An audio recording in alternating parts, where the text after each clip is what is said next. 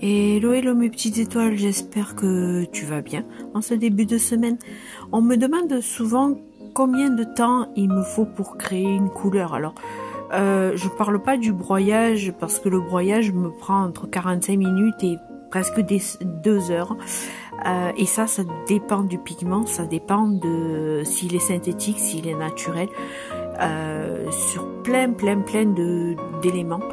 Il y a des pigments qui se broient plus facilement que d'autres.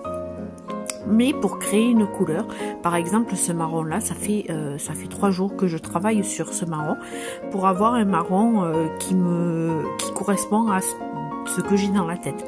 Je voulais un marron noix de coco, la coquille de la noix de coco, pas la noix de coco à l'intérieur. Et donc pour le moment mes essais n'étaient pas encore concluants, et puis celui-là je trouve que il me va très bien. D'ailleurs, dites-moi en commentaire si toi aussi tu aimes ce marron. C'est pas la couleur de tout le monde, pas tout le monde aime les marrons, mais je trouve que pour certains paysages, notamment les forêts, les paysages enneigés dans l'aquarelle, eh bien le marron est vachement nécessaire quoi. Donc pour les arbres, pour certaines collines, certaines montagnes, donc le marron est quand même nécessaire.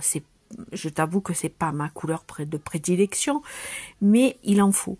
Donc voilà pour la question combien de temps il me faut pour créer une couleur.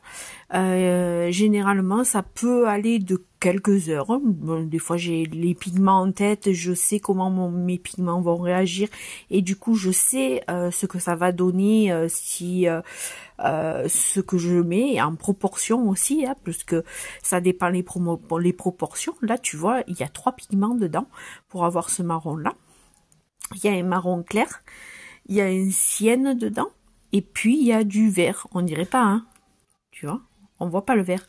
Et pourtant il y a bien du vert dedans. Le vert a été pour foncer la couleur, parce que dans la roue chromatique, toutes les couleurs qui sont en face, donc par exemple je te prends le jaune en bas et puis le violet en haut de la roue chromatique, ou en bas, enfin vice versa, hein, tu me comprends, ça dépend comment tu prends la roue chromatique.